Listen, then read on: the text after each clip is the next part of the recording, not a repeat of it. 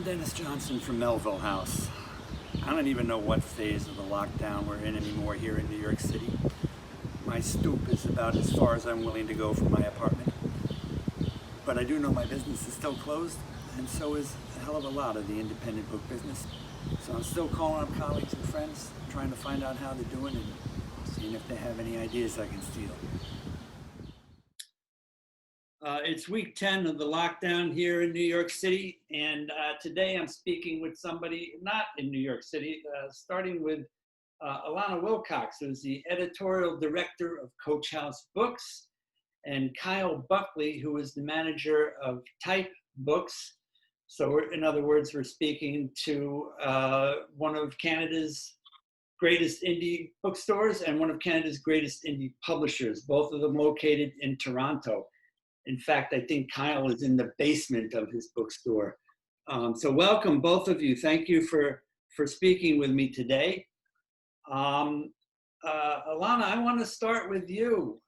First of all, just what's the situation in Toronto? Are you guys on lockdown? Are things open? Or is there some kind of in-between stage? Can you just fill us in on that?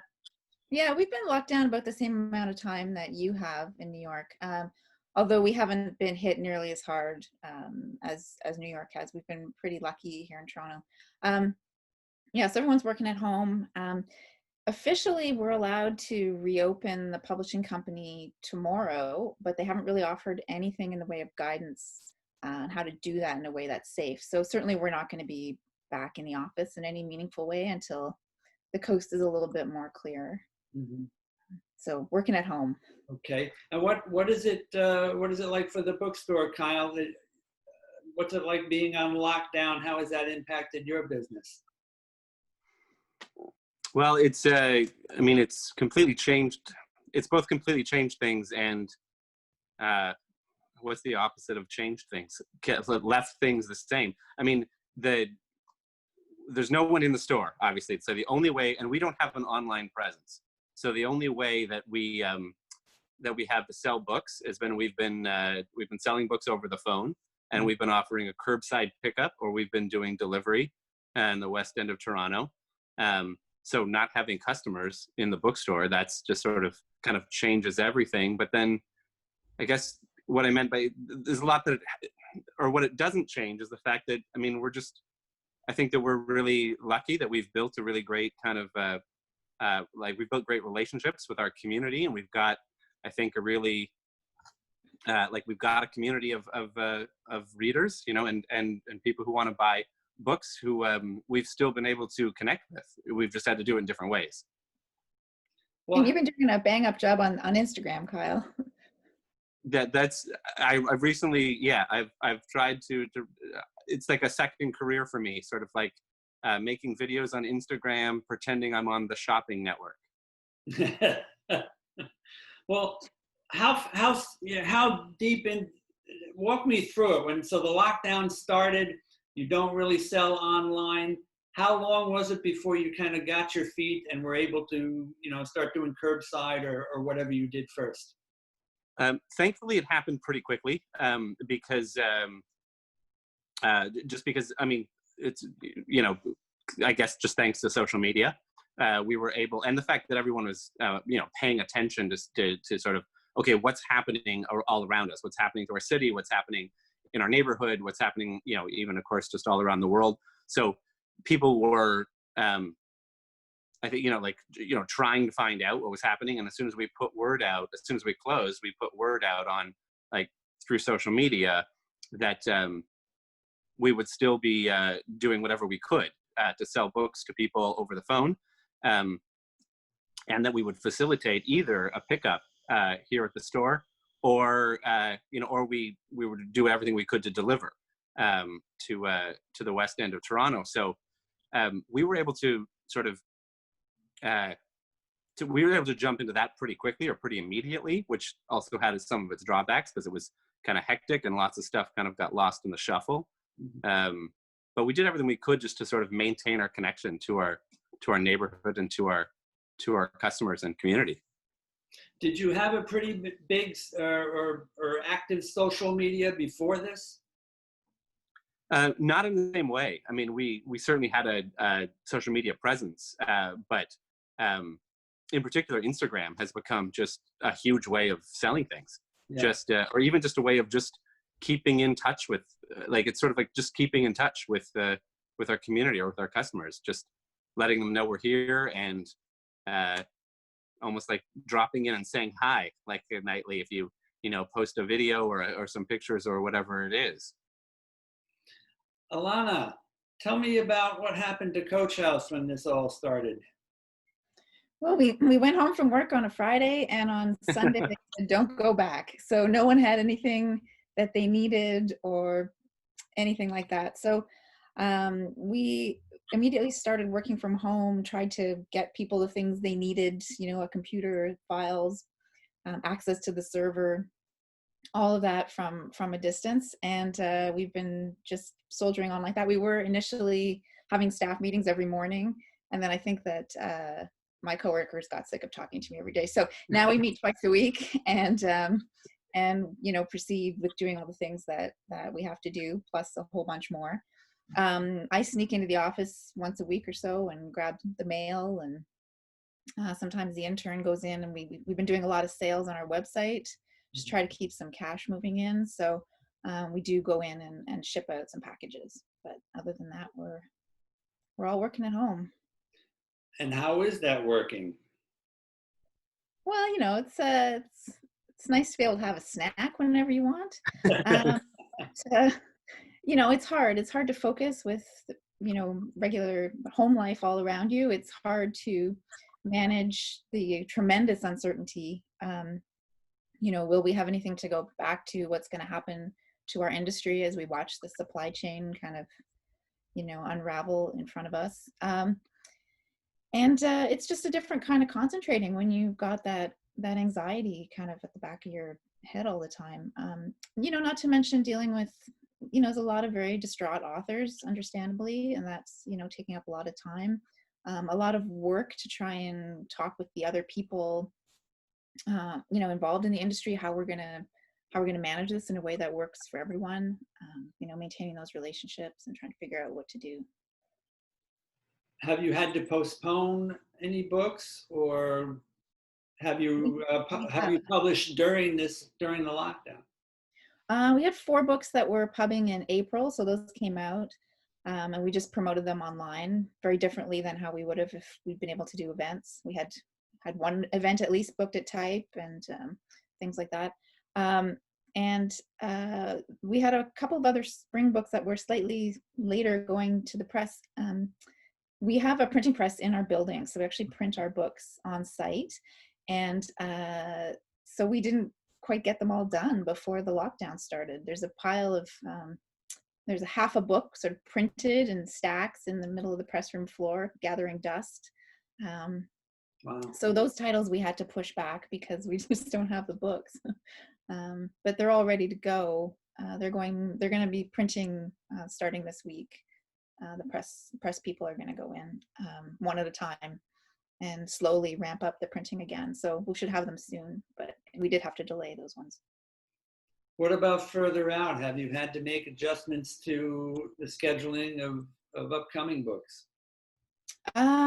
We haven't, other than the remaining spring titles we sort of dispersed over the course of the fall, one into January.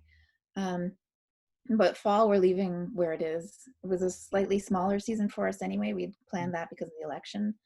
Mm-hmm. So it's we're going to keep that as it was, but with the plan that if things need to change, they can change. At least there's that flexibility in the industry right now that there usually isn't.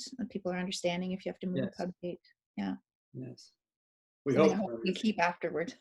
Yes, we hope they're understanding, and we hope it stays that way. Yeah. Kyle, are you doing any kinds of promotions outside of Instagram? Are you doing virtual events or? We haven't. The only virtual events we've done so far, I think, have involved. We haven't done much in terms of virtual events. We've done a couple of Instagram live things, so that's not outside of Instagram, but we're looking at some different possibilities. But what we've done the kind of first thing we started doing before we got to the point of sort of thinking about like sort of rethinking events, like Alana mentioned, we had at least one event planned with Coach House, and usually in a given season that we'll have at least one or two events like with Coach House, and then different another of course other publishers as well.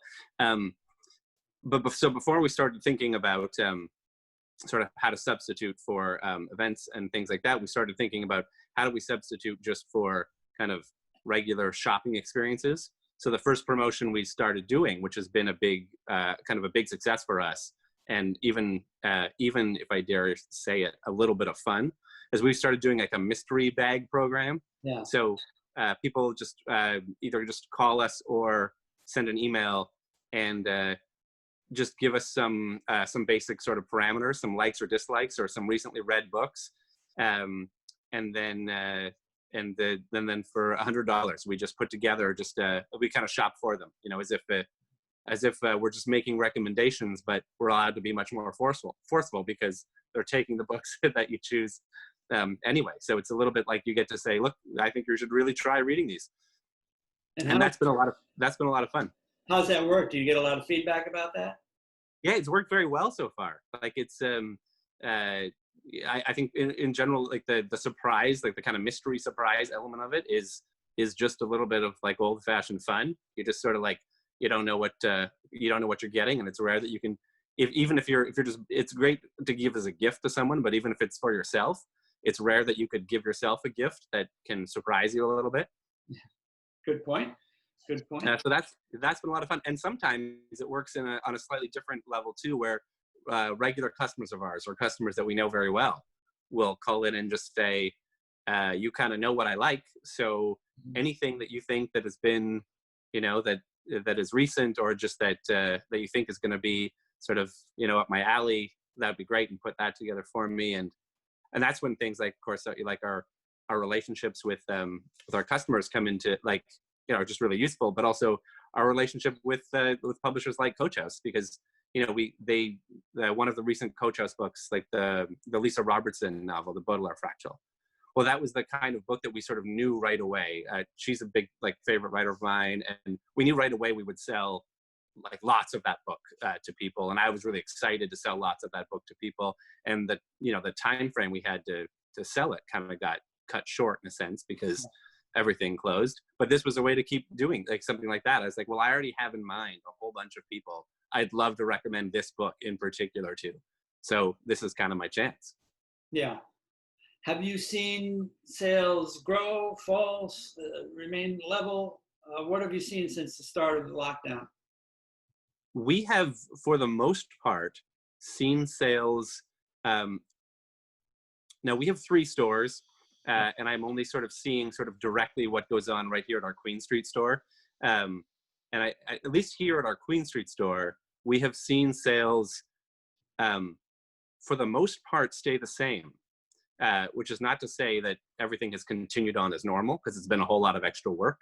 Everything feels kind of very hectic and frantic a lot of the time, and there are 4 or 5 extra steps to every just sort of regular or normal transaction. But by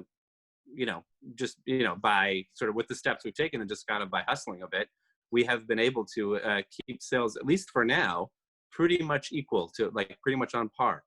That's wild. I actually meant how is it going from week to week, but you're saying it's running on a par with pre-pandemic numbers. For the most part, yeah. That's amazing. And I mean, it's funny because we still see the same ebbs and flows. Like, it was just Mother's Day, obviously, people like mothers, and we sell a lot of stuff at Mother's Day, and I mean that happened again this year, and so we are seeing, even if we compare it to years when there wasn't a pandemic, for the most part we've been able to come close to keeping up. Yeah. I have a question for both of you. So, Alana, I think I hear you saying you're selling more books yourself right now just through your website. I know we're experiencing that at Melville House, people just trying to reach out and, it's their way of saying, hi, hang on. But one thing is we were not prepared for the volume. So simple things are throwing us off, like just envelopes. We don't have enough envelopes. I go running Same all down problem. the basement trying to find cardboard that I can reshape into some kind of shipping container. What was it like for you guys trying to ramp up? What did you need? What didn't you have? How did you get that going? Yeah, we were out of mailers.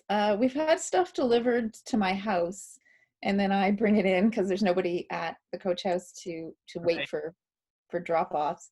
It was manageable. We always do some sales off our website, so it wasn't totally out of the blue, but it there's a lot of them, and it's great because it's a lot of backlist stuff that doesn't get stocked in stores anymore. So really really heartwarming. It was also really heartening for the whole staff to see the enthusiasm when we put the sales up, because at the beginning it was really feeling like the end of the world, and it still continues to feel like the end of the world, but to know that people care about what we do is really significant and motivating. So that was a huge help. And how are you I know Coach House does what I think are the best newsletters in the business. I mean, they're very charming, they're hilarious, there's a certain bite to them. I don't know where that comes from. Whoever you've got writing them is doing a really nice job. Is that the main way you are touching base with people, letting them know you've got a sale or they can buy backlist books from you or whatever? Newsletter, Twitter, Instagram, Facebook. Yeah. So you're doing the whole shebang. Whole shebang. Before I get away from it, what did you have to kind of upgrade on, Kyle, to keep up with any increase in your kind of out the door sales? Well, it's in a way it's almost the opposite of like something that like Alana, what you experienced, where we had to change in terms of like an ordering strategy. We had to we sell a whole lot more of just immediate front list stuff right now, because people aren't first of all, they're not able to browse, and they're a little bit maybe less patient than they were before. So I think a lot of people who are like, well, I'll wait for the paperback of that to come out. Now it's like, nah, just if that's out, I'll take it, And so we're selling sort of bigger volumes of kind of really like really new release front list stuff. We aren't selling nearly as much in terms of a backlist stuff because people aren't just kind of coming in and sort of browsing around and looking at the shelves. Also, Alana, you are the one who writes that newsletter, aren't you? No, not anymore. Oh, okay. I was trying to compliment you, but Thank you. No. Well, I've been reading that newsletter for years, and it's been a consistent voice, and I know you do write it off and on, so whoever is taking over for you, doing a beautiful job of just having a company voice. I really do make our marketing people look at that newsletter regularly. So have you guys had to, it's a different world. We're selling books differently now. Have you had to kind of reassign people's jobs, or did you have to find, for example, somebody who's really good at some form of social media you hadn't been doing heavily before? How are you dealing with staffing issues? Either one. Well, for us, part of it's geographical. So only a couple of us are within walking distance of the office. I can't really ask anyone to take transit, so anyone remote enough from the office can't go in. So that means that those of us who can go in are doing shipping. Well, those of us who can't aren't. Yeah, it's been, there's a little bit of shuffling stuff around. Certainly, some of the normal tasks are irrelevant at this point. But yeah, it's a good opportunity to see what people's strengths and weaknesses are. Luckily, I haven't had to furlough anybody. So, Great. so we've been doing some of the rainy day projects. Like once a week, we do a keywords brainstorm on some backlist titles to try and get our metadata, improved, that kind of thing. The thing that you always want to do and never have time to, but now that we're not spending days shipping to distributors, we might as well, work on the metadata. Right. How about you, Kyle? Staff reassignments, learning people's strengths? Yeah, I mean, also we've had to work on it with a kind of because there's not much that can be done here remotely. We've had to work with just a kind of like a skeleton like staff. So it's been more than reassigning like things to people's given strengths. It's more just okay. So you just gotta like you gotta just become like a jack of all trades. Like you've just kind of Right. you know, like I'm used to, of course, having a staff of you know, like the bookstore staff, you know, and when you like as a team, when you just sort of you realize the individual strengths that various team like members have, you kind of are happy to run with that but now it's just like, right, I had to figure out how to do a whole lot more on social media than I've been doing before. So I started making videos that I would that we post, you know, on our Instagram stories most nights of the week. I try to make just some kind of just even, you know, dumb or silly video, but also just, you know, you know, like advertising stuff we're doing, like our mystery bag idea, or Right. we did a collaboration with with with an organization here in Toronto called Grape Witches, and they sell wine, and they import and sell wine, and they, you know, like they deliver wine, you know, in these you buy like a seasonal, like, you know, pack of wine from them, and we did a collaboration with them where we paired books with wine for all of the different bottles they were sending out at one point, and people got like a mystery book with the bottle of wine that both of which were sort of being chosen for them by, you know, someone else. So that's not stuff that I would have necessarily always considered first on my list in terms of a skill set, but it's just been stuff just to figure out how to do. Yeah, it's kind of, you know, I think as small business people, we're all kind of ready in some ways for having to just make stuff up and deal with what you have and not know what's coming next, and the appropriate nerves of steel, perhaps. Well, we're doing a lot of different stuff now. What do you think you will keep doing after this is all over? There's some new thing that you're doing now, or that is amplified now that you weren't necessarily doing before. How about you? Well, oh yeah.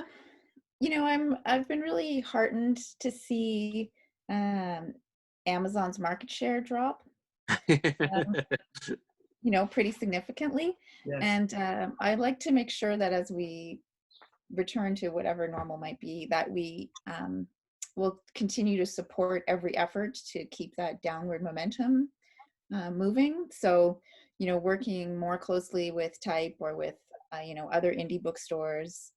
Just, it's been really clear through all this where our real heart lies, where our real support should be going and needs to be going. And so, you know, I want to make sure that we keep doing things with the other indies like ourselves.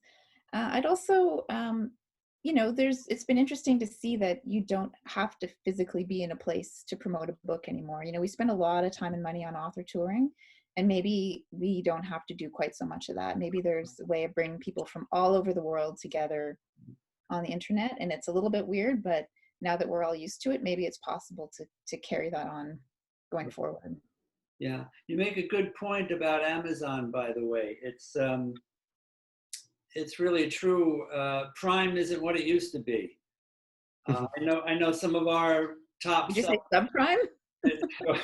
Well, I know some of our top selling books on Amazon that they have in their warehouse are listed as not shipping for 5 weeks. Whereas if you buy it from an indie, even online, they'll put it in the mail and you'll get it in 2 days, 3 days. And so they're actually doing a job that Amazon takes a lot of credit for doing, but isn't doing right now. But we've also, through this, you know, we're all seeing our local restaurants, you know, close or be imperiled. And for maybe the first time, people are actively thinking about how they spend their money and what it goes toward. And so to see Amazon's labor practices through all this, you know, it's a good opportunity to really think about where your dollars go. So I'm hoping we can also maybe do a little education work on that front. Well, I think that's exactly what's going to happen. I think you're right. I think people are inclined to do that if you